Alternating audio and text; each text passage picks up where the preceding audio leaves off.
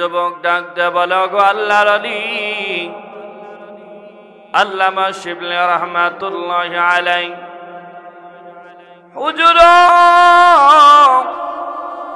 কারণ আমি দরুদ শরীফের ফাজাইল, দরুদ শরীফের মর্তবা, দরুদ শরীফের ফজিলাত আমার স্বচক্ষে দেখছি। এই দোয়া গো দরুদের অন্য দোয়ার আমি ফজিলত স্বচক্ষে দেখি নাই। আল্লাহর ওলি আল্লামা শিবলি রহমাতুল্লাহ আলাইহি ডাকে বলে যুবক দরুদ শরীফের কি ফাজাইল তুমি স্বচক্ষে দেখেছো, বলো বলো, আমার শুনতে মনে চায়। এবার যুবক ডাক দে বলে আল্লাহর ওলি কয়েক বছর আগে আমি আমার বাবা একটা কাফেলার সঙ্গে হজ করার জন্য রওনা হয়ে গেলাম। আস্তে আস্তে বাগদাদে যখন আমরা পৌঁছে গেলাম মরুভূমির ভিতরে, হঠাৎ করে আমার বাবা বৃদ্ধজনিত কারণে, বার্ধক্যজনিত কারণে আমার বাবা অসুস্থ হয়ে গেল। কাফেলা যাত্রা বিরতি দিল। ওইখানে বাদু ওই আমার বাবার সেবা শুশ্রূষা চলতে লাগলো।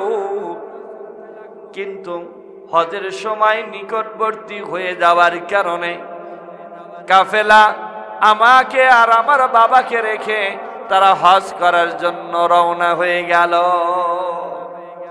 আগে তো বিমান ছিল না, হেঁটে যাইতে হতো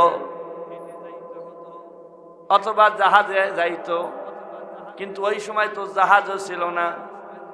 একটা দলবদ্ধভাবে কাফেলা নিয়ে চলতে হতো। আমাদের দুজনকে রেখে গেল। আমার যেহেতু বাবা, আমার বাবাকে রেখে তো আর আমি যাইতে পারি না, আমার বাবাকে রেখে তো যাইতে পারি না, আমার বাবাকে রেখে যাইতে পারি না, যার কারণে আমি থেকে গেলাম। আমার বাবার সেবা শুশ্রূষা করা শুরু করলাম। হুজুর আমার বাবা সুস্থ তো হচ্ছিল না, আরো আমার বাবা অসুস্থতা বেড়েই চলছিল। চলতে চলতে হঠাৎ করে আমার বাবা দুনিয়া থেকে বিদায় গ্রহণ করল। হুজুর বিদায় গ্রহণ করলো, আমার মনটা বড় ভারাক্রান্ত। হুজুর এর মধ্যে আরেকটা কাণ্ড হয়ে গেল। আমার বাবার চেহারা মৃত্যুর পরে মানুষের থাকলো না, আমার বাবার চেহারা শুয়োরের আকৃতি হয়ে গেল। বলুন না নাউযুবিল্লাহ। কিসের আকৃতি? শুকুরের আকৃতি হয়ে গেল। এক তো আমার বাবা দুনিয়া থেকে বিদায়, এরপরে চেহারা পরিবর্তন হয়ে নিকৃষ্ট প্রাণীর আকৃতি হয়ে গেল, যার কারণে আমি কাউকে দেখাতেও পারছিলাম না লজ্জার কারণে। এই পরিস্থিতির মধ্যে কি করব, কি কর্তব্য বিমূঢ় হয়ে গেলাম। মানুষ যখন অতি বিপদে পড়ে যায় তখন তার তন্দ্রা চলে আসে, কথা ঠিক কিনা? তন্দ্রা চলে আসলো। সন্ধ্যার সময় আমার বাবা দুনিয়া থেকে বিদায়, এর মধ্যে রাত হয়ে গেল, আমার তন্দ্রা চলে আসলো। তন্দ্রার মধ্যে তন্দ্রা এমন একটা জিনিস যেটা একবারে ঘুমও নয় আবার জাগ্রতও নয়, ঘুমও নয় জাগ্রতও নয়। এই অবস্থায় হঠাৎ করে আমি দেখতে পারলাম আমার বাবার লাশের সম্মুখে একজন ধবধবে সাদা পোশাক পরিহিত নুরানি চেহারার একজন লোক এসে দাঁড়িয়ে গেল।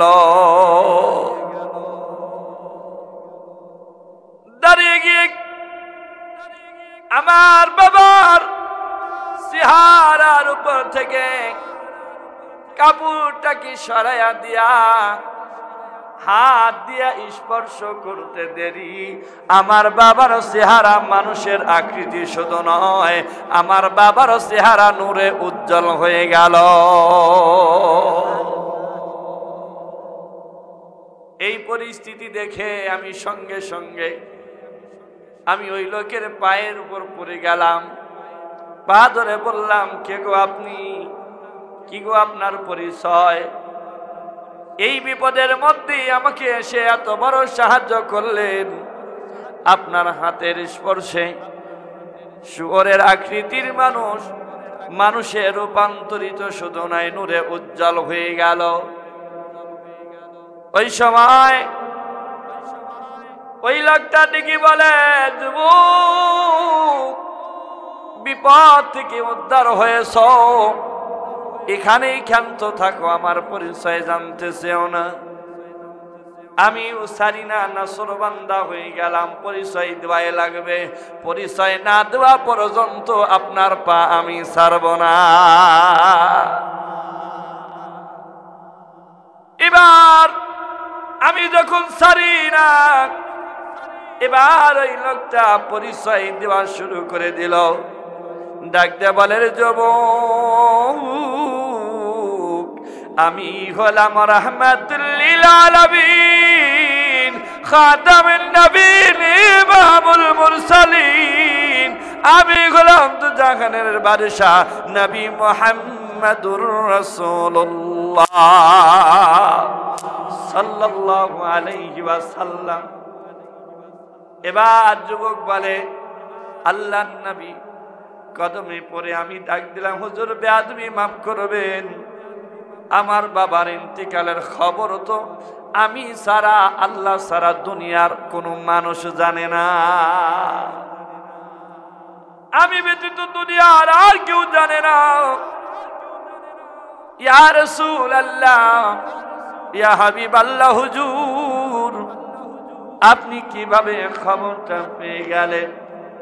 আল্লাহর নবী ডাক দিয়ে বলেন, যুবক, তোমার বাবার অন্য যাই অপরাধ থাকতো, কিন্তু তোমার বাবা নিয়মিত একটা আমল করত। সেই আমলটা হলো প্রতি রজনীতে ঈশান নামাজ আদায় করার পরে তোমার বাবা আমি নবীর উপর 300 বার করে দরুদ শরীফ পাঠ করত।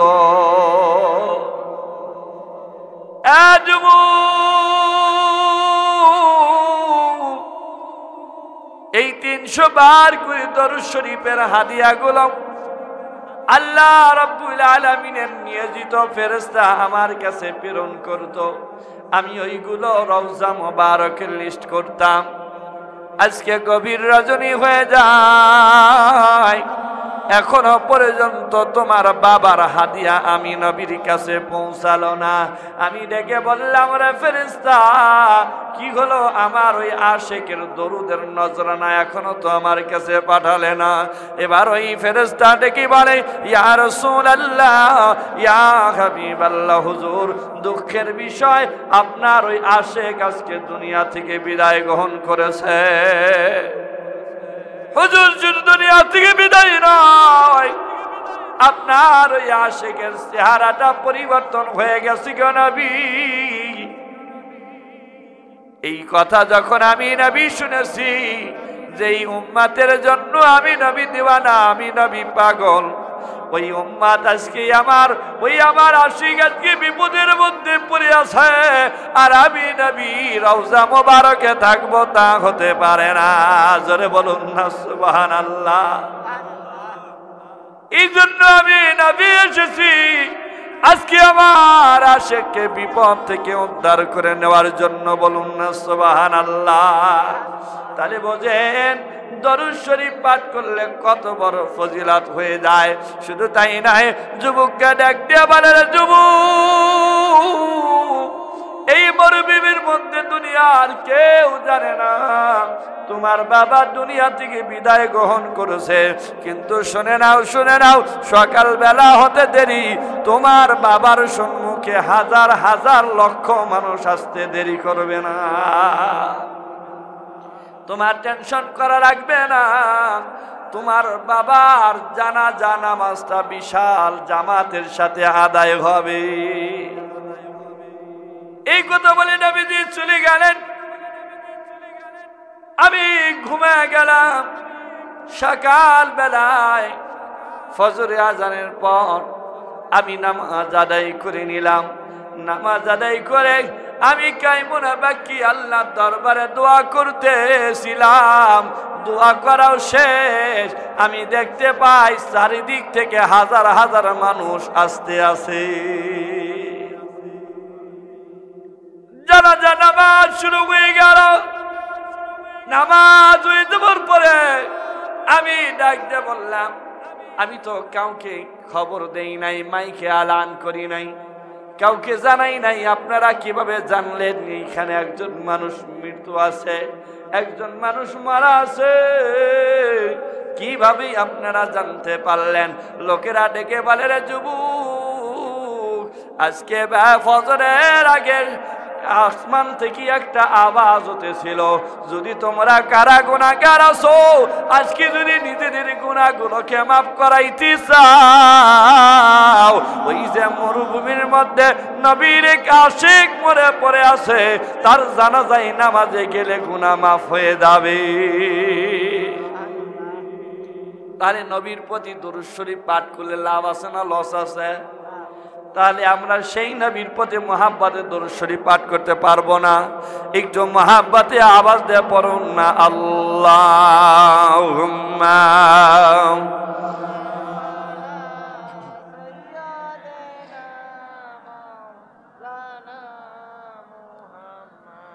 ওয়া আলা আলি সাইয়্যিদিনা।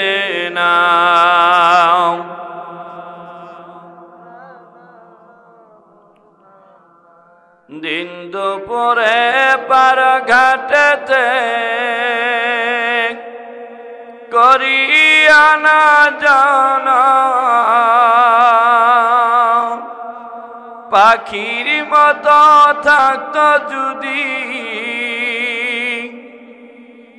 আমার দুটি ডানা, নবী গো, ও আমি না শুনিতাম মানা,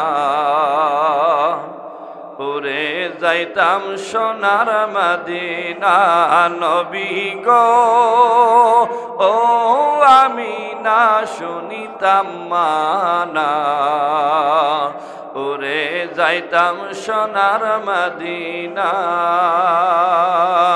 দিন দুপুরে পার ঘাটেতে করিয়া না জানা,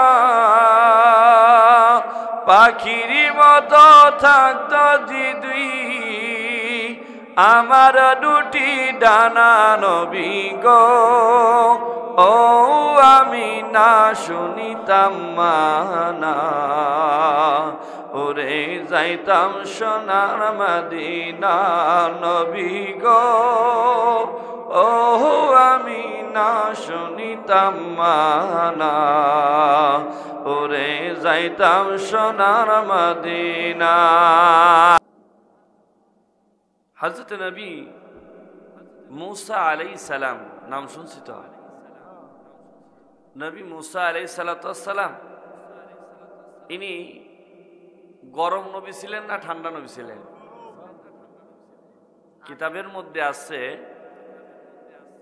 যত আম্বিয়া কিরাম ছিলেন তাদের দু ধরনের স্বভাব ছিল, একটা হলো জালালি, একটা হলো জামালি। জালালি মানে গরম, জামালি মানে নরম। এই জালালি তবিয়তের নবী ছিলেন নবী মুসা আলাইহিস সালাম। কিসাসুল আম্বিয়ার মধ্যে আছে যে নবী মুসা আলাইহিস সালাম রেগে গেলে তার শরীরে যে লোমগুলো আছে, পশম আছে, এইগুলো আপনার লোহার মতো, তার কাটা আলপিনের মতো জামা ভেদ করে বের হয়ে আসত। তাহলে কেমন রাগ ছিল, মাথা দিয়ে ধোঁয়া বের হতো, বলুন না সুবহানাল্লাহ। আজরাইল আসছে, সালাম দেয় নাই, থাপ্পড় মেরে দিচ্ছে, 100 পড়ে গেছে, খুলে পড়ে গেছে, আল্লাহর দরবারে যা হাজির। আল্লাহ পাক বলে কি হয়েছে? কয় চোখ নাই। কয় কেন? আল্লাহ কি জানেন না? কেন? কয় তোমার মূসা মাইরে দিছে। কেন মারছে? আল্লাহ কিছুই বলি নেই, তারাইছি আর মাইরে দিছে। কয় সালাম দিছিলা? আল্লাহ এটা তো মনে নেই। মূসা নবীর কাছে গেছে আর সালাম দাও নাই? তাহলে সেই তবিয়তের নবী ছিলেন নবী মূসা আলাইহিস সালাম। তুর পর্বতে যাইতেন, একটা বন পার হতে হতো, জঙ্গল পার হয়ে তুর পর্বত। তো এই রাস্তা দিয়ে যাচ্ছেন, জঙ্গলের মধ্যে দিয়ে যাচ্ছেন, রাস্তায় দেখে একটা হরিণ রাস্তা ব্লক করে দিয়ে দাঁড়ায় আছে, রাস্তার মাঝখানে দাঁড়িয়ে আছে। মূসা আলাইহিস সালাম একটু গলা খেকর দিলেন যে হয়তো মানুষ দেখলে তো হরিণ থাকার কথা না। মূসা নবী গলা খেকর দেয়, হরিণ আরো শক্ত হয়ে দাঁড়ায়, হরিণ আরো শক্ত হয়ে দাঁড়ায়। কাছে যাইতে দেরি, আল্লাহর কুদরত প্রকাশ পাইতে দেরি হয় নাই, হরিণের জবান খুলে গেছে, হরিণ সালাম দিয়ে দিছে। আর একটু আসতে বলেন সুবহানাল্লাহ। হরিণ সালাম দিয়ে বলেন, ওগো আল্লাহর পয়গম্বর নবী মূসা কালিমুল্লাহ আলাইহিস সালাতু ওয়াস সালাম, অনেকক্ষণ হলো দাঁড়িয়ে আছি আপনার অপেক্ষায়। এবার নবী মূসা ডাক দিয়ে বলে, হরিণ আমার তো বাড়ির কিছু কাজ আছে, সেইগুলো সেরে আসতে দেরি হয়ে যায়। ও হরিণ, কেন তুমি রাস্তা ব্লক করে দাঁড়িয়ে আসো? বলো বলো। হরিণ ডাক দিয়ে বলে, আল্লাহর পয়গম্বর ও নবী মূসা কালিমুল্লাহ আলাইহিস সালাতু ওয়াস সালাম, হুজুর আপনি তো জানেন অনেক দিন যাবত এখানে আর বৃষ্টি হয় না। বৃষ্টি না হবার কারণে আমাদের বনের জঙ্গলের মধ্যে যে পুকুর পুষ্করিণীগুলো ছিল, এগুলোর পানি শুকায়া গেছে।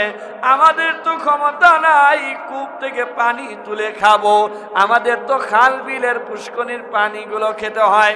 পানির অভাবে আমাদের বড় কষ্ট হয়ে যাচ্ছে, বনের পশুদের বড় কষ্ট হয়ে গেছে। আপনার পশুদের মধ্যে যারা মা, তাদের বুক পর্যন্ত শুকায় গেছে, যার কারণে বাচ্চারা বড় কষ্টের মধ্যে আছে। ওগো আল্লাহর পয়গম্বর, আপনি তো মওলার সঙ্গে কথা বলতে যাচ্ছেন, তো মওলার কাছে একটাবার জিগাইবেন, আল্লাহ কি আমাদের বৃষ্টি দিবে না? মূসা নবী বলে, টেনশন করার দরকার নাই, আমি যাচ্ছি তো, যাও, আমি আল্লাহর কাছে তোমাদের দরখাস্ত পৌঁছায়া দেব। আল্লাহর নবী মূসা কালিমুল্লাহ আলাইহিস সালাতু ওয়াস সালাম তুর পর্বতে নির্দিষ্ট জায়গায় গেলেন।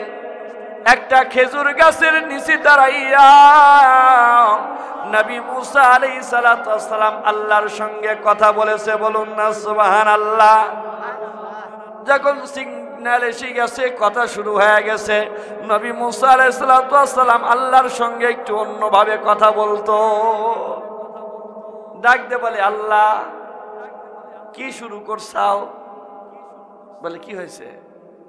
বলে কতদিন যাবত বৃষ্টি দাও না, রাস্তাঘাটে চলা যায় না ধুলা বালিতে, বনের পশুরা বড় অভাবে আছে, তৃষ্ণার্ত আছে, ওদেরকে সম্ভব যে কূপ থেকে তুলে পানি খাবে? পুষ্করিণীগুলো সব শুকায় গেছে, আল্লাহ বৃষ্টি কি দিবা না? আল্লাহ বলে, যাও বৃষ্টি দিয়ে দেব, বৃষ্টি দেব। এখন দেব, কবে দেবে তার কোনি আছে? আল্লাহ হবি না, কবে দিবা সেটা কব। কত সময় দেখি, আমরাই দেখি না, আপনার আকাশে মেঘ এসে গেছে, তাড়াতাড়ি করে কি করে, আপনার ধান রোদে দিছে অথবা কোনো শস্য রোদে দিছে, তাড়াতাড়ি করে উঠায় নিয়ে আসে, একটা বাতাস এসে উড়ে না চলে যায়। হয়েছে কিনা এরকম?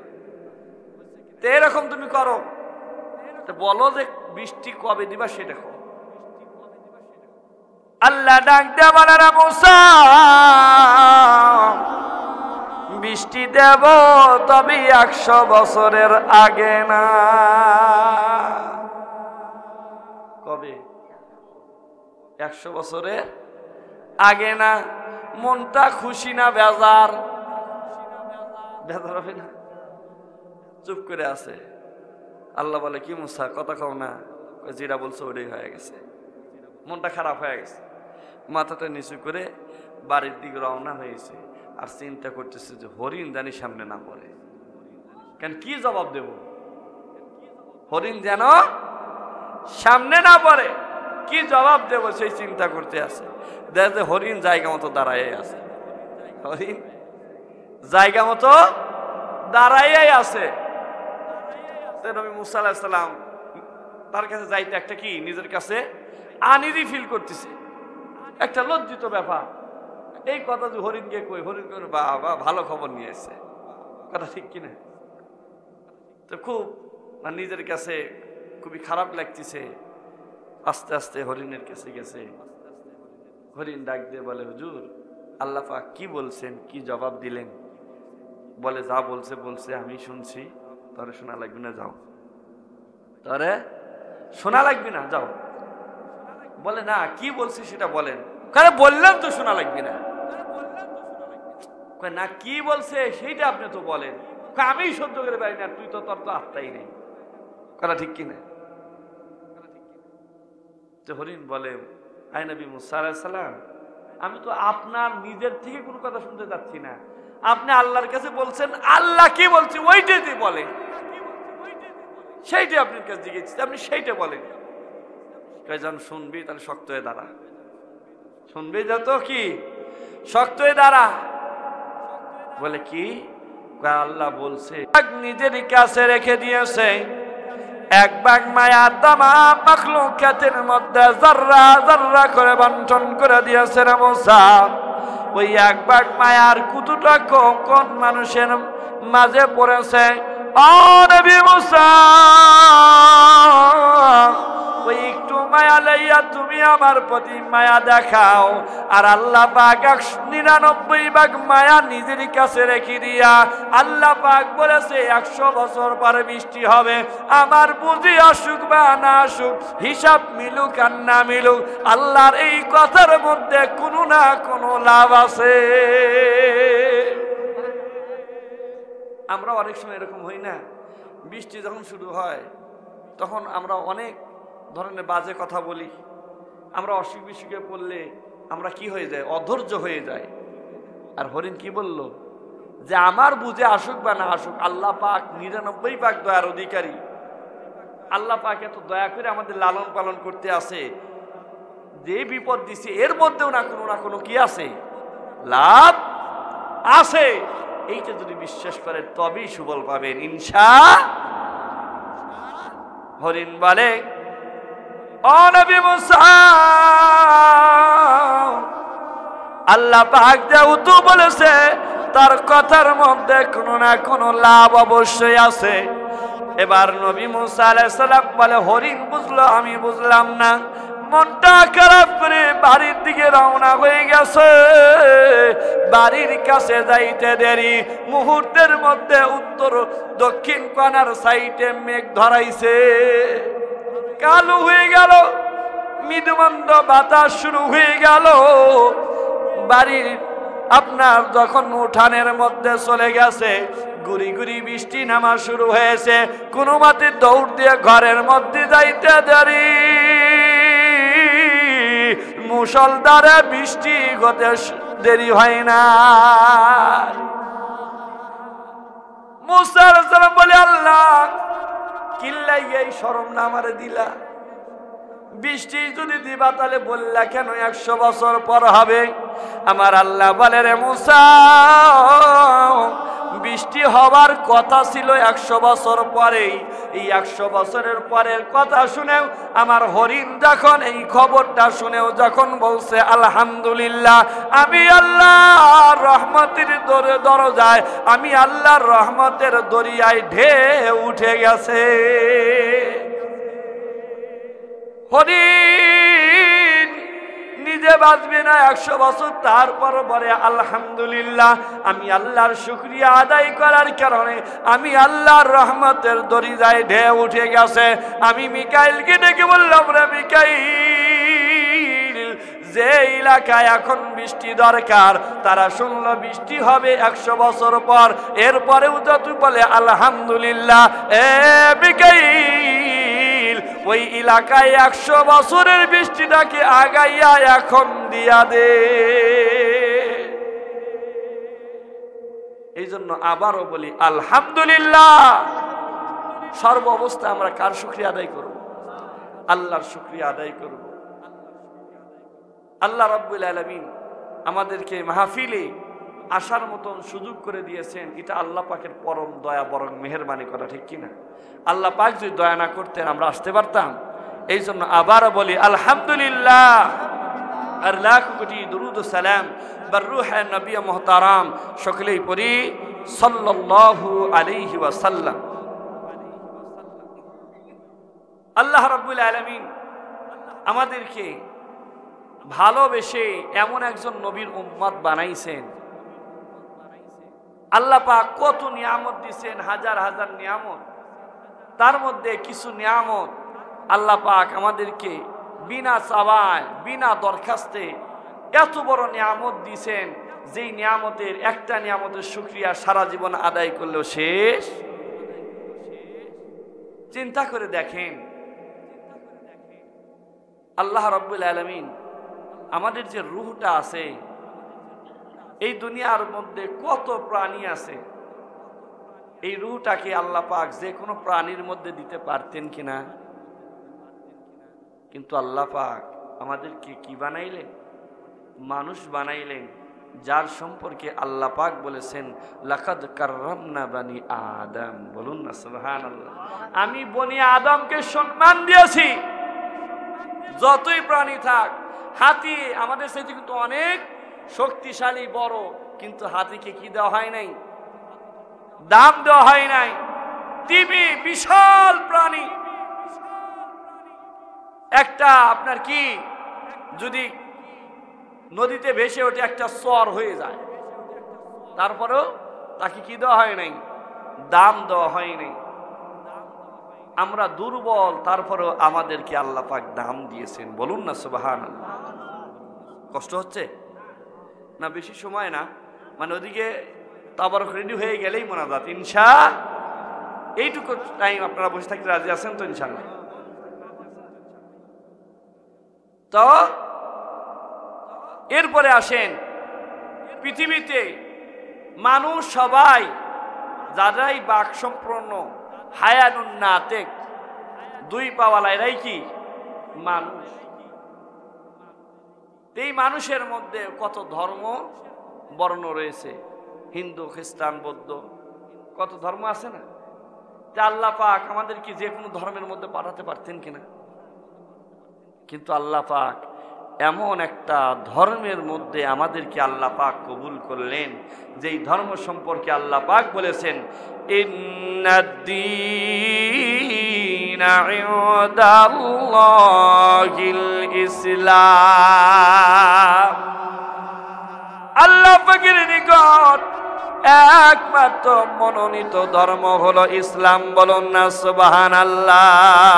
চিরদিনে দুনিয়ায় হয়েছে হায় ইসলামের জয়। চিরদিনে দুনিয়ায় হয়েছে হায় ইসলামের জয়।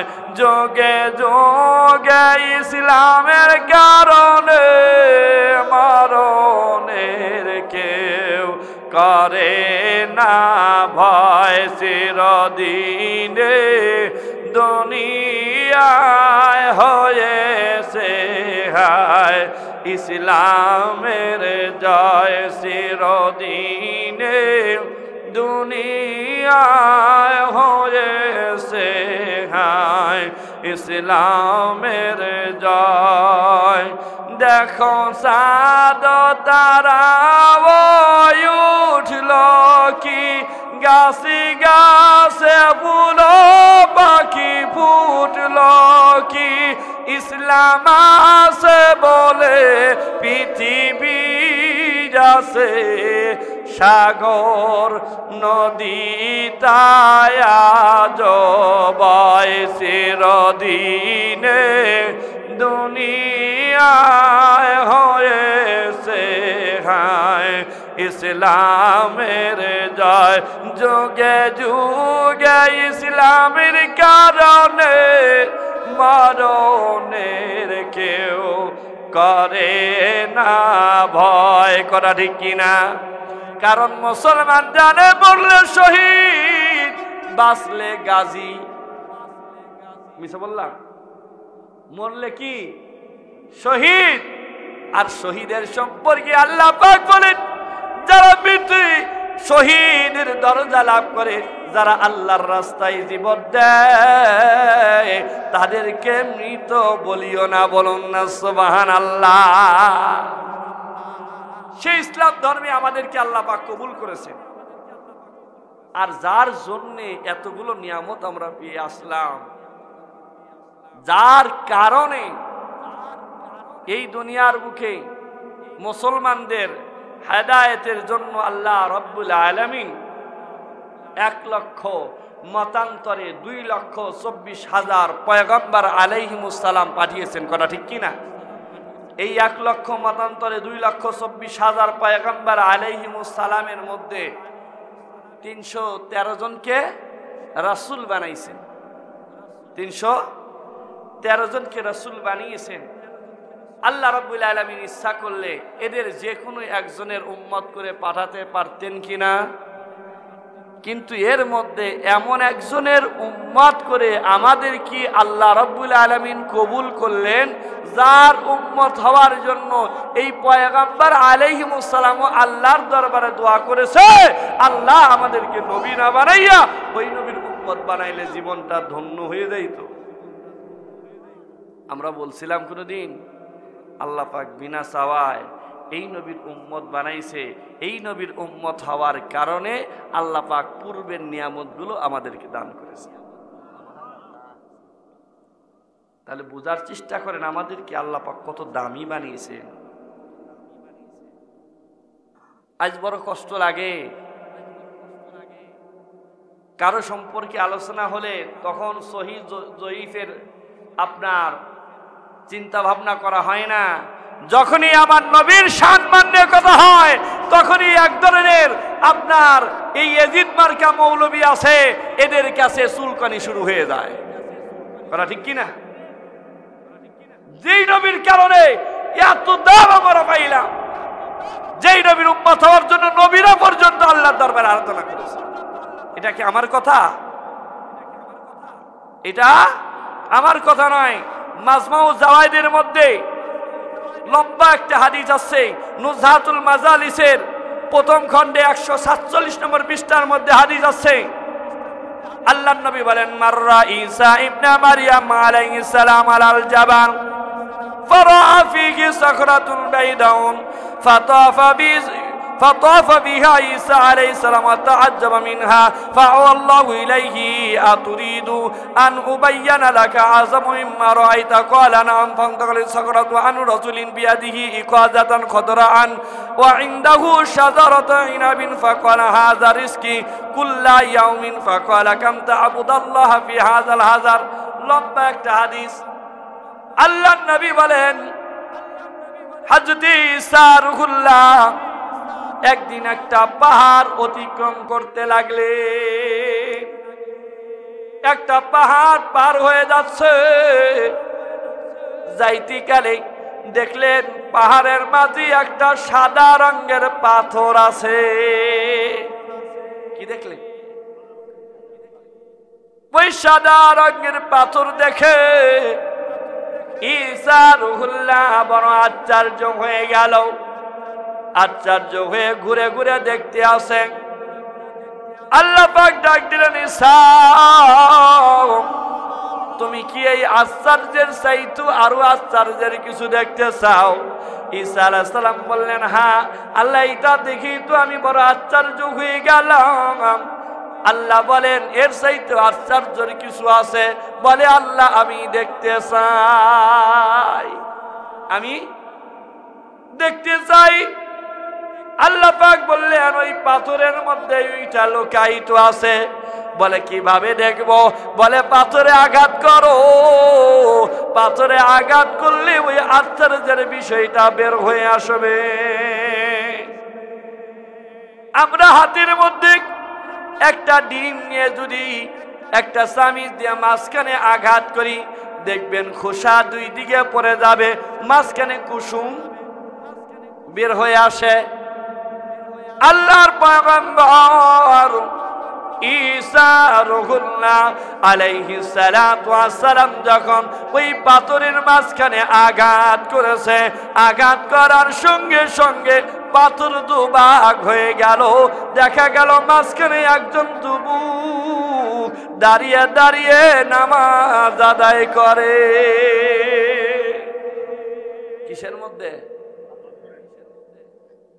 আরো বেশি আশ্চর্য হয়ে গেল, হায় হায় কি কথা, পাথরের মধ্যে মানুষ নামাজ আদায় করতেছে। নামাজ শেষ হয়ে গেল, আল্লাহর পয়গম্বর ঈসা রুহুল্লাহ ডাক দেয়, কাম তা'বুদাল্লাহ ফি হাযাল হাজার, তুমি এই পাথরের মধ্যে কতদিন যাবত ইবাদত করতেছ? যুবক ডাক দেয়া বলে, ওগো আল্লাহর পয়গম্বর, এইখানে আমি একদিন নয় দুদিন নয়, ফাকালা মুনজু আরবাআ মিআতা সানাতিন, বলুন না সুবহানাল্লাহ। ও আল্লাহর পয়গম্বর, আমি একদিন নয় দুদিন নয়, এক বছর নয় দু বছর নয়, আমি 400 বছর যাবতী পাথরের মধ্যে ইবাদত করি। আল্লাহর পয়গম্বর ডাক দিলেন, রে যুবক, এই 400 বছর পাথরের মধ্যে ইবাদতের বিনিময়ে তুমি কি কোনো পুরস্কার পাইছো নাকি? পরকালে তো আছেই, কিন্তু দুনিয়ায় তুমি কি কোনো নগদ পুরস্কার পাইছো না? যুবক ডাক দিয়ে বলে, আল্লাহর পয়গম্বর, আমি 2টা নগদ পুরস্কার পাইছি। ডাক দিয়ে বলে, রে যুবক, আর দেরি সহ্য হয় না, কি 2টা পুরস্কার পাইছো বলো বলো।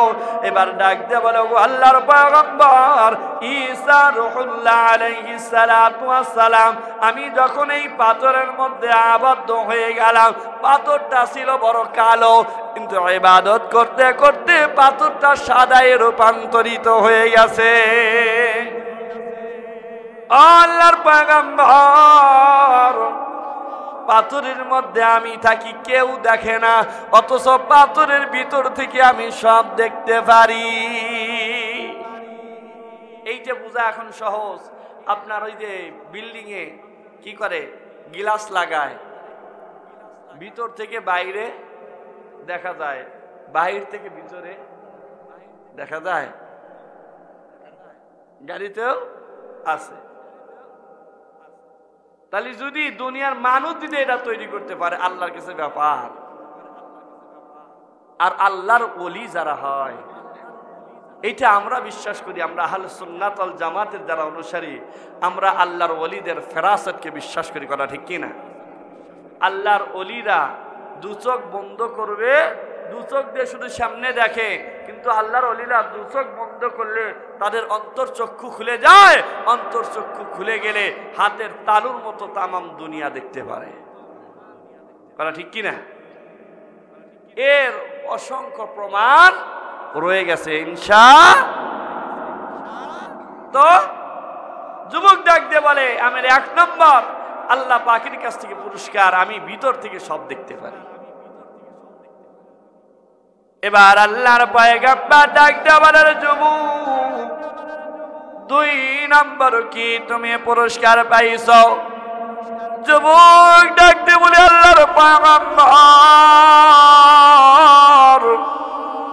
আমি যেই মাওলার ইবাদত করি, ওই মাওলা আমার জান্নাতের খাবার খাওয়ায়। জান্নাতের খাবার খাইলে পেশাব পায়খানার লাগে লাগে না? জোরে বলুন না সুবহানাল্লাহ। এই কথা যখন হযরত ঈসা রূহুল্লাহ শুনেছে, তার মনের মধ্যে উদয় হয়ে গেল। আল্লাহ রাব্বুল আলামিনকে ডাক দিয়ে বলে, ইয়া রাব্বি মা আযুন্নাকা খালাকতা খালকান আফদালু মিনহু। ওগো আমার রব, আমার ধারণা, এটা কার ধারণা? হযরত ঈসা আলাইহিস সালাম বলছে যে আমার ধারণা, মা খালাকতু খালকান আফদালু মিনহু, ও আল্লাহ, এর চাইতে বুঝি উত্তম আর কাউকে তুমি তৈরি করো না। এত বড় ফজিলতপূর্ণ 400 বছর পাথরের মধ্যে ইবাদত, এরপরে জান্নাতের খাবার, এরপরে পাথরের মধ্যে থেকে সব দেখতে পারে। ঈসা আলাইহিস সালামের ধারণা যে আল্লাহ এর চাইতে মনে উত্তম আর কাউকে কি করো নাই, তৈরি করো নাই। আল্লাহ রাব্বুল আলামিন ডাক দিয়ে বলেন, فقال من صلى ليلة النصف من شعبان من أمة محمد صلى الله عليه وسلم ركعتين فهو أفضل من عبادة 400 عام। আল্লাহ ডাক দিয়ে বলেন, ও ঈসা, এই ধারণা করিও না দুনিয়ার বুকে তাকে আমি উত্তম বানাইছি, এই মর্যাদা বুঝি সব চাইতে বেশি, এর আমল বুঝি সব চাইতে বেশি। ও ঈসা, না না না, এটা ধারণা করার সুযোগ নাই। তোমার পরে আমার হাবিব আসবে, ওই আমার হাবিবের উম্মত হবে দুনিয়ার বুকে শ্রেষ্ঠ। ঈসা নবী ডাকতে বলে, আল্লাহ, তারা যদি শ্রেষ্ঠ হয় তাদের মর্যাদাটা কেমন হবে আমার বড় জানতে মনে চায়। আমার আল্লাহ পাক ডাকতে বলে, ঈসা, তাদের মর্যাদাটা হবে এই যে তোমার এই উম্মত 400 বছরের ইবাদতের বিনিময় যেই সওয়াব লাভ করেছে, উম্মতে মুহাম্মাদের জন্য 400 বছর নয়, 400 মাস নয়, 400 দিন নয়, 400 ঘন্টা নয়, মাত্র একটা রজনীতে 2 রাকাত নামাজ যদি আদায় করতে পারে, ওই 2 রাকাত নামাজের বিনিময় আমি আল্লাহ পাক তার আমলনামায় 400 বছরের ইবাদতের চাইতে বেশি সওয়াব দিয়ে দেব। এটা কাদেরকে? আমাদেরকে। বলুন না সুবহানাল্লাহ। এটা কাদেরকে? আমাদেরকে দান করছে। আমাদের মর্যাদা কত, কিন্তু আমরা বুঝি না। যার জন্য আমরা পাইলাম তাকে বলি নবী আমাদের মতো মানুষ। নাউজুবিল্লাহ বলবেন না? আর শবে বরাত নাই, খালি নাই, শবে বরাত নাই, মিলাদ কিয়াম নাই, ইসালে সব নাই, হাত তুলে মোনাজাত নাই, মানে কিছুই নাই। এই বাবা মার জন্য মারা গেছে, লোকজনকে দাওয়াত করে খাওয়াবেন, এগুলো নাই। কি করো? খাসি মাসি আমাকে দাও, হ্যাঁ এগুলো দাও, আমারে দাও। শোনেন, যারা এই কথাগুলো বলবে তাদের মাদ্রাসায় 1 টাকাও দান করবেন না যাকাত ফিতরা। ওর 14 গোষ্ঠীর ক্ষমতা নাই কোন কিতাবে প্রমাণ করবে যে মাদ্রাসায় যাকাত দেওয়া জায়েজ আছে। প্রমাণ করতে পারবে না।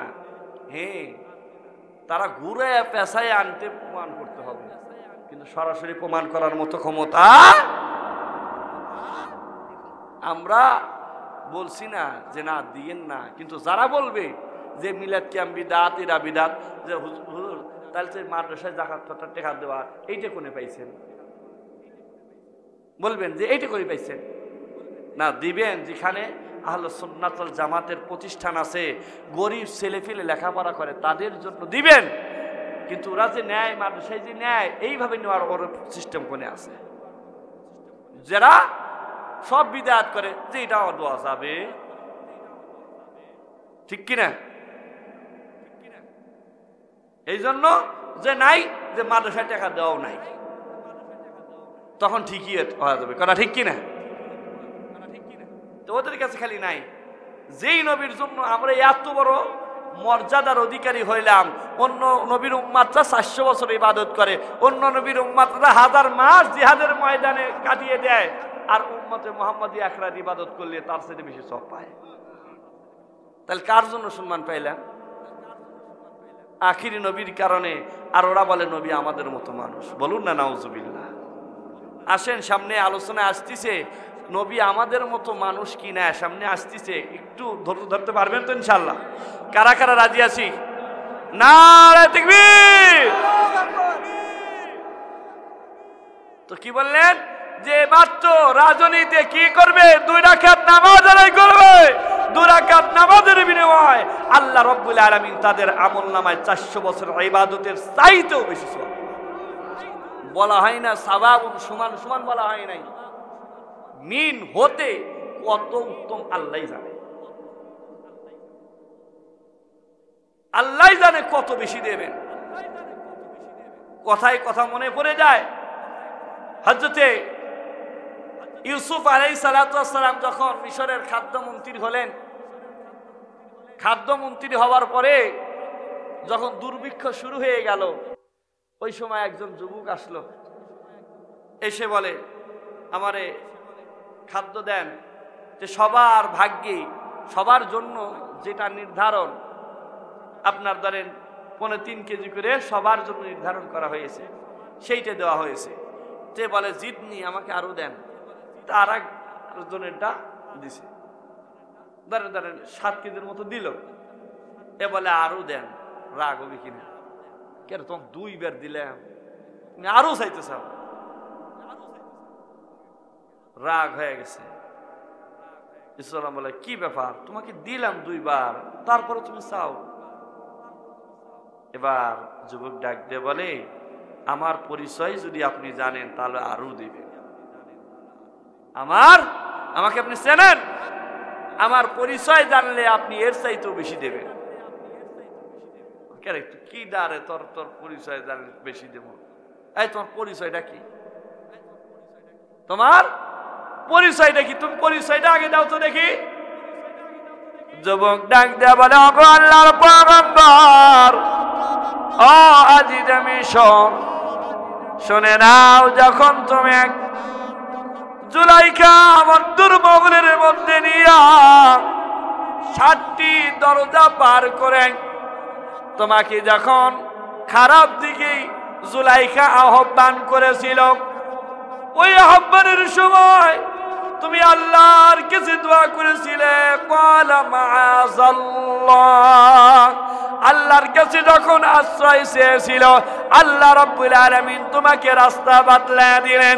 তুমি কি করলা? ওই যে দরজার দিকে তুমি দৌড় দিলা, দরজার মধ্যে তালা লাগানো ছিল, তুমি দৌড় দিতে দেরি, দরজার তালা খুলতে দেরি হয় না। দরজার তালাগুলো খুলে খুলে যখন তুমি পার হতেছিলে, জুলাইখাও তোমার পিছনে দৌড়াচ্ছিল। কয়েক দরজা পার হওয়ার পরে জুলাইখা তোমার জামা পিছন থেকে ধরে ফেলল। তুমি সামনের দিকে ঝোঁক করার সঙ্গে সঙ্গে তোমার জামা ছিঁড়ে গেল। এদিকে এইদিকে টান, ইউসুফ আলাইহিস সালাম থেকে সামনের দিকে, তাহলে কি হয়ে গেছে? জামা ছিঁড়ে গেছে। লাস্ট দরজা পার হওয়ার পরে যখন শেষ দরজা খুলে গেছে, দেখি যে দরজার সম্মুখে আজিজে মিশর দাঁড়িয়ে আছে। জুলাইখার স্বামী দাঁড়ায় আছে, পিছনে জুলাইখার পরনের অবস্থা খারাপ, মাঝখানে ইউসুফ, সামনে আজিজে মিশর। সামনে কি? আজিজে মিশর। মিশরের মন্ত্রী এই যখন হয়ে গেছে, জুলাইখা দেখছে যে ইউসুফ কিছু কর আগে আমার কর লাগবে। মেয়েরা কিন্তু এগুলো কি ভালো পারে, কথা ঠিক কিনা? অন্যের উপর দোষ চাপাইতে কি ভালো পারে, কিন্তু বগুড়ার মেয়েরা ভালো আছে। তো কি করলেন? জুলাইখা ডাক দিয়ে বলে, দেখছেন আপনি কাকে আপনি বাড়িতে আশ্রয় দিছেন? আপনি দুধ কলা দিয়ে কাল সাপ পুষছেন, দেখছেন আপনার স্ত্রীর দিকে নজর দিছে। ইসলাম দেখে রে দোষ করলো এ, আবার দোষ চাপাই দিচ্ছে যে আমার উপরে। আশ্চর্য হয়ে গেল। আজিজ মিশর ডাক দিয়ে বলে, এই ইউসুফ, তোমার পক্ষে সাক্ষী আনো, সাক্ষী না আনলে তুমি দোষী। আমি এখানে সাক্ষী পাবো কোন থেকে? কোন তো অন্তর মনে কোন সাক্ষী পাবে?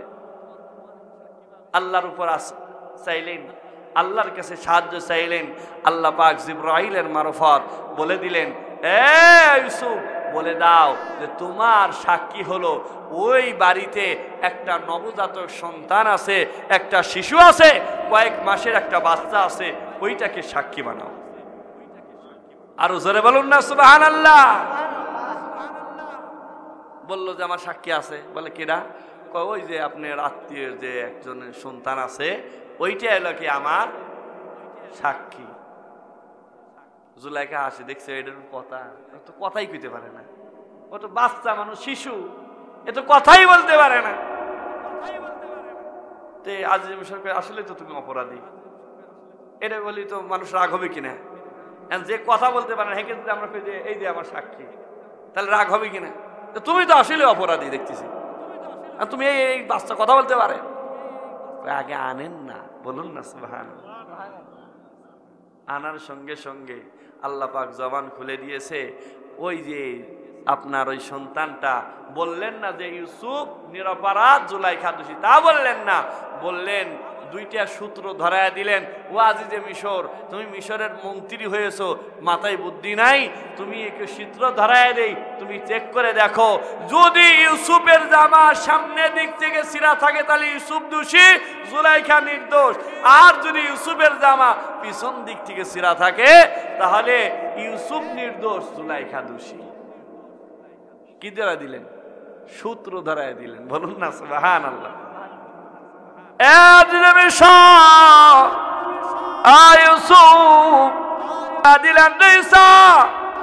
এই দুনিয়ার মুখে আমি আল্লাহ পাক রব্বুল আলামিন 1,24,000 পয়গম্বর আলাইহিমুস সালামের মধ্যে 313 জনকে রাসূল বানাইছি। 313 জন রাসূলের মধ্যে প্রধান বানাইছি 4 জন। প্রধান কয়জন? প্রধান 4 জনের একজন রাসূল আমি তোমাকে বানাইছি। প্রধান 4 জনের একজন রাসূল তোমাকে বানাইছি। শুধু তাই নয়, আমি আল্লাহ পাক মানুষের হেদায়েতের জন্য এই জমিনের বুকে 104খানা কিতাব দান করেছি। 4খানাকে প্রধান বানাইয়া 100 খানাকে সহিফা বানাইছি। ও ঈসা, শুনে নাও, শুনে নাও, শুনে নাও, ওই প্রধান 4খানা কিতাবের 1খানা কিতাব ইনজিল তোমারে উপর নাজিল করেছি। কম দিছে? ঈসা, শুধু তাই নয়, আমি পিতা ছাড়া তোমাকে দুনিয়ায় প্রেরণ করেছি। 2 জন ব্যক্তি পিতা ছাড়া আছে, একজন পিতা মাতা উভয়ই ছাড়া, আর একজন পিতা ছাড়া, কথা ঠিক কিনা? আদম আলাইহিস সালাম, হযরত আদম আলাইহিস সালাম পিতা মাতা উভয়ই ছাড়া, আর হযরত ঈসা রূহুল্লাহ পিতা ছাড়া। যার কারণে দুনিয়ায় তোমার মায়ের সতীত্ব সম্পর্কে মানুষ প্রশ্ন করলো, করবে কিনা, যে কেমনে হলো?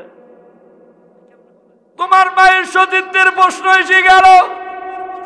আমি আল্লাহ পাক রব্বুল আলামিন তোমার মায়ের সতীত্বের প্রমাণ অন্য কাউরে দিয়া দেই নাই। শিশু বেলায় তোমার দুলনায় থাকা অবস্থায় তোমার জবানকে আমি খুলে দিয়েছি। শিশু দুলনায় থাকা অবস্থায় তুমি তোমার মায়ের সতীত্বের প্রমাণ দিয়েছো। এইগুলো দিছি, তারপরে ওই নবীর উম্মত হইতে চাও কেন? দেখবেন আপনার ভালোবাসার মানুষের, আপনার সন্তানের কেউ যদি আপনার প্রশংসা করে, আপনার কাছে ভালো লাগে কিনা? তে আল্লাহ সমস্ত নবী আল্লাহ পাইতে চায়, আর আমার আল্লাহ নবীর জন্য দেওয়ানা। বলুন না সুবহানাল্লাহ। তে আমার আল্লাহ নবীকে হাবিব বানাইছে। সব নবী হলো আশেক, আল্লাহ হলেন মাশুক, আর আমার নবী হলেন মাশুক, আল্লাহ হলেন আশেক। বলুন না সুবহানাল্লাহ। এই জন্য আল্লাহ নবীকে খুশি করার জন্য আল্লাহ বেদি ব্যস্ত। বলুন না সুবহানাল্লাহ। এই জন্য আল্লাহ নবী যদি প্রশংসা করে আল্লাহর কি ভালো লাগে।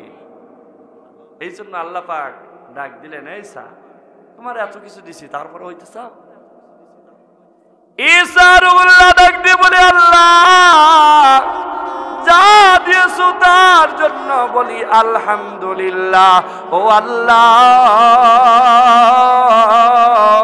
তবে তো এই কথা কোথাও নাই। এই উম্মতে, এই ঈসা নবীর উম্মত একটা আমল করলে 2টা সওয়াব পাবে, কিন্তু উম্মতে মুহাম্মাদি একটা আমল করলে 2 রাকাত নামাজ পড়লে বিনিময়ে 400 বছরের ইবাদতের চাইতে বেশি সওয়াব মিলে যাবে। সেই নামাজটা হলো এই যে কালকের রজনী, অর্থাৎ লাইলাতুন নিসফে মিন শাবান, শবে বরাতের রাতে। বলুন না সুবহানাল্লাহ। যারা বলে শবে বরাত নাই, তাদের সাথে আমাদের কোনো কথা নাই। ভাই তুমি করো না, না করলা, আমরা করতেছি, বাধা দিবা না। কথা ঠিক কিনা? আমরা করছি, করবই ইনশাআল্লাহ। এইভাবে যদি 2 রাকাত নামাজ আপনি একদম পবিত্র হয়ে, আপনার শুধু শরীর বাহ্যিক পবিত্র নয়, অন্তর আপনার পবিত্র থাকা লাগবে। মানুষের ইবাদত, আল্লাহর জান্নাত পাওয়ার জন্য 3টা জিনিস যদি পুরুষের মধ্যে থাকে, তাহলে ওই ব্যক্তির আমল আল্লাহর দরবারে কবুল হয়, ওই ব্যক্তি জান্নাতের অধিকারী হয়ে যায়। 1 নম্বর হলো ব্যক্তির যদি হারাম মুক্ত রিজিক থাকে। কি? হারাম মুক্ত রিজিক। কিন্তু আমাদের অনেকেরই সম্পদ হারাম মুক্ত নাই। এটা ঠিক কিনা? হয় সুদের সঙ্গে, না হলে জমি থাকলে শয়তান এসে, কারণ শয়তান আল্লাহর সঙ্গে ওয়াদা করেছে, আল্লাহর সঙ্গে চ্যালেঞ্জ করেছে, তোমার বান্দাকে জান্নাতে যাইতে দেব না। ব্যক্তির 1000 বিঘা, আপনার 100 বিঘা সম্পত্তি, তারপরও আইল ঢেলে, তার প্রয়োজন নাই। আপনার 4 ইঞ্চি জায়গা নিয়ে কতটুকুই ফসল হবে? বলে কতটুকুই ফসল হবে? শয়তান এমন ভাবে ধরে, শয়তান এমন ভাবে ধরে, আপনি ওই 4 ইঞ্চি জায়গা নিয়ে আপনার 1 মণ দুধের মধ্যে যদি 1 ফোঁটা আপনার পেশাব পড়ে, বলেন ওইটা পাক থাকবে? মাত্র 1 ফোঁটা পড়তে কি হয়েছে? তেমনি ভাবে আপনার 100 বিঘা সম্পত্তি, 4 ইঞ্চি জায়গা মানুষের নিছেন, সব বোঝা গেছে, সব বরবাদ। আল্লাহ রাব্বুল আলামিন আপনাকে 2 জন পুত্র সন্তান দিয়েছে, 2 জন মেয়ে দিয়েছে। আপনার সম্পদ ভাগ হবে 3টা। কয়টা? 3টা ভাগ হবে, 2 জন মেয়ে 1টা পুরুষের সমান। কিন্তু আপনি কি করলেন? মেয়েদের অংশটা ছেলেদেরকে আপনি নিজে লিখে দিয়ে বিদায় নিয়ে চলে গেলেন। আপনার জান্নাত আর পাওয়ার আশা। কথাগুলো বুঝতে হবে। এগুলো কিন্তু অহরহ চলতেছে, কিন্তু এখানে যারা আছি একটু বুঝে দেখবেন কি লাভ আপনার। বরঞ্চ লাভ না, শয়তান আপনাকে জাহান্নামের রাস্তা ধরায় দিছে। একদম আপনি লিখে দিছেন, আপনার সন্তানকে আপনি লিখে দিছেন, ওই লিখে দেওয়াতেই আপনি জাহান্নামের টিকিটে আপনি সই করে ফেলছেন। জাহান্নামের টিকিটে আপনি সই করে ফেলছেন। শয়তান আপনাকে কিভাবে ধোঁকায় দিয়ে। এই জন্য বাবা, যার যেটা পাওনা, মানুষের হক নষ্ট করব না ইনশাআল্লাহ। হারাম মুক্ত রিজিক যদি আমাদের থাকে, তাহলে আল্লাহর দরবারে দোয়া করবেন, দোয়া কবুল হয়ে যাবে। এরপর শিরিক মুক্ত ঈমান, শিরিক মুক্ত ঈমান, বিদআত মুক্ত আমল, এই 3টা যদি আমাদের মধ্যে থাকে, আল্লাহর দরবারে আমাদের আমল কবুল হয়ে যাবে। বলুন না সুবহানাল্লাহ।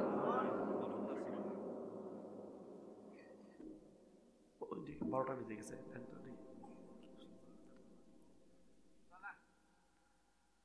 না 12টা বেজে গেছে, বেশি রাত আবার যদি আমার ফজর নামাজ না পড়ি তাহলে কিন্তু লাভ হবে না। কথা ঠিক কিনা? আপনি সারা রাত ওয়াজ শুনলাম, ফজরে আগে যা ঘুমাইলাম, 10টার সময় উঠলাম, লাভ আছে? বলেন। আলোচনাও শুনতে হবে, এরপরে কি করতে হবে? নামাজও আদায় করতে হবে। কথা ঠিক কিনা? তাহলে এবার আসেন যে নবী, আমরা অনেকেই বলে আমাদের মতো টুপি দাঁড়িয়ে আছে, কি বলে? নবী আমাদের মতো। নাউজুবিল্লাহ বলবেন না? আল্লাহ নবী যখন আসতেছিলেন দুনিয়ার বুকে, আসতেছিলেন, মা আমেনার গর্ভে যখন এসেছে, আসতে দেরি, আমেনার শরীর দিয়ে সুঘ্রাণ বের হতে দেরি হয় নাই। আমরা যখন মায়ের পেটে আসছিলাম, আমাদের মাদের শরীরে তো সুঘ্রাণ বের হয়েছিল নাকি? আতর মায়েরও সুঘ্রাণ বের হয়নি। কথা ঠিক কিনা? তাহলে নবী আমার আপনার মতো মানুষ। যখন আমেনা চলে, চতুর্দিকে সুঘ্রাণে মোহিত হয়ে যায়। আরবের নীতি ছিল মহিলারা কি করতে পারবে না, বিধবা মহিলারা সুঘ্রাণ ব্যবহার করতে পারবে না। যখন আমেনার শরীর দিয়ে মানুষ সুঘ্রাণ পায়, সমালোচনা হবে কি হবে না? সমালোচনা শুরু হয়ে গেছে। কিরে আমিনা কি সুঘ্রাণ ব্যবহার করে, বিধবা হয় সুঘ্রাণ ব্যবহার করে, আর এমন সুঘ্রাণ ব্যবহার করে যেটা আমাদের আরবের বাজারে পাই না। এই সুঘ্রাণ পাইতে পাই কোথা থেকে? এইভাবে সমালোচনা হচ্ছে। এক কান দুই কান করতে করতে আব্দুল মুত্তালিবের কানেও পৌঁছে গেছে। পুত্রবধূর আর সমালোচনা হয়, শুনে ভালো লাগে? মেজাজ খারাপ হয়ে গেছে, বাড়িতে চলে আসছে। এসে ডাক দিয়ে বলে, স্ত্রী, নবীজি দাদিকে ডাক দিয়ে বলতেছে, কি হলো? তোমার পুত্রবধূ যে সুঘ্রাণ ব্যবহার করে, খেয়াল রাখা লাগে না? বাড়িতে থাকো কি জন্য? এগুলো বারণ করতে পারো না? আব্দুল মুত্তালিবের স্ত্রী ডাক দিয়ে বলে, স্বামী আমার, অপানের স্বামী, আপনি যখন বললেন আপনাকেও আমি একটা কথা বলবো ভাবছিলাম। ও স্বামী আমার,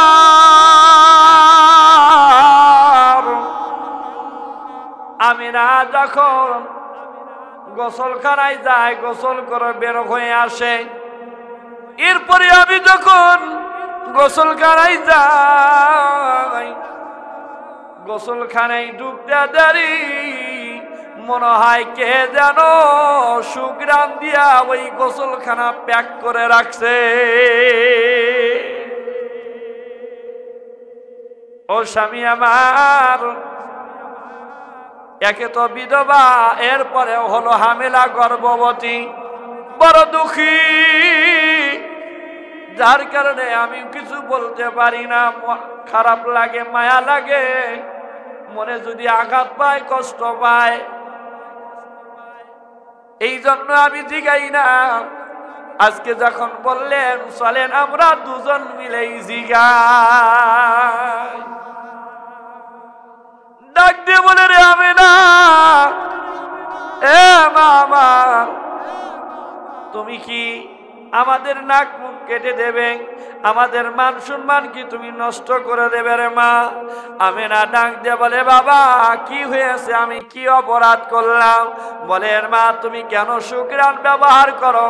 আরবের জমিনে তোমার সমালোচনা হয়, এটা শুনে তো আমি তোমার শ্বশুর, আমি সহ্য করতে পারি না, আমার বড় খারাপ লাগে, আমার মান থাকে না, আমার মান সম্মান নষ্ট হয়ে যাচ্ছে।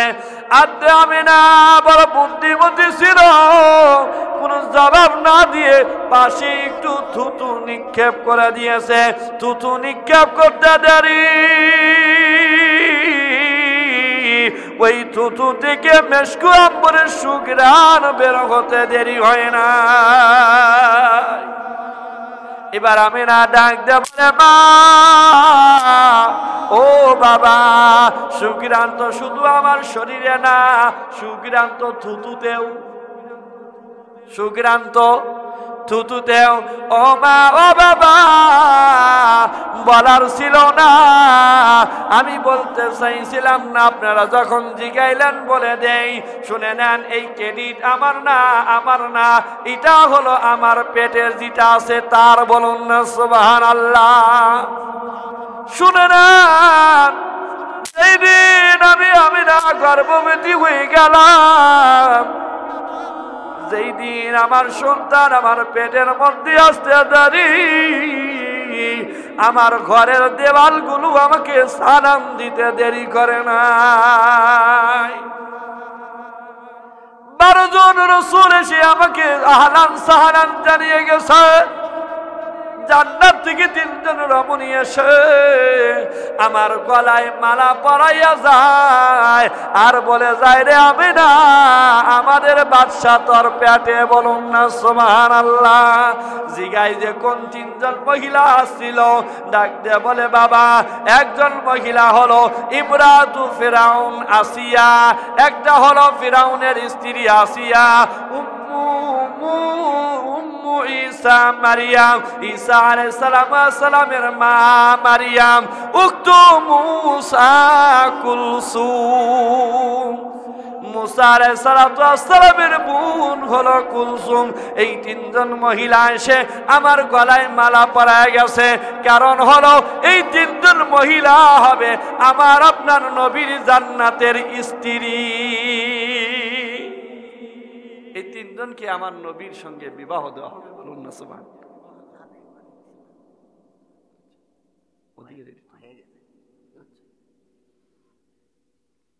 কি এই 3 জনই কি হলো? জান্নাতের স্ত্রী। এরপরে বলেন, মা, ও বাবা, আরো আছে অনেক কিছু আছে। আমি রাত্রি বেলায় বাহিরে বের হতে দেরি, আমি যখন রাত্রি বেলায় বাহিরে বের হই, বাহিরে বের হতে দেরি, ওই আকাশের চাঁদ এসে আমাকে সালাম দিতে দেরি করে না। ও মা, আরবে তো প্রচন্ড গরম, রোদের মধ্যে খালি মাথায় বের হওয়া যায় না। কিন্তু যেই দিন থেকে আমার গর্ভের সন্তান আসছে, আমি বাহিরে বের হতে দেরি, আকাশের মেঘমালা এসে আমাকে ছায়া দিতে দেরি করে নাই। আগে আমি রাস্তায় চললে পাথরের আঘাতে অনেক সময় পা উষ্টা লেগে পায়ে ব্যথা পাইতাম, আঘাত লাগতো, অনেক সময় পা ফেটে যাইত। কিন্তু এখন থেকে আমি পাথরের উপর পা রাখলে পাথর তুলার মতো নরম হয়ে যায়। আগে আমি পানি নেওয়ার জন্য যখন আমি কূপের কাছে যাইতাম, কূপের রশি দিয়ে অনেক নিচ থেকে পানি কষ্ট করে তুলতে হতো। কিন্তু আমার গর্ভের সন্তান আসার পরে আমি কূপের কাছে যাই, যাওয়ার সঙ্গে সঙ্গে কূপের পানি আমার হাতের নাগালে চলে আসে।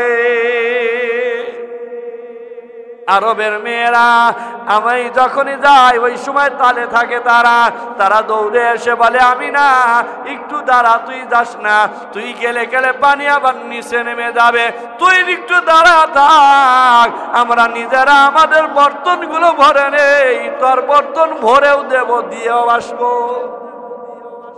কিন্তু তুই চলে গেলে কি যাবে? পানি নিচে চলে যাবে। আরো সামনে অনেক কথা আছে। তো এই মাহফিল করতে গেলে খরচ আছে কি নাই? এই মাহফিল চালু থাকুক, আপনারা চান তো ইনশাল্লাহ?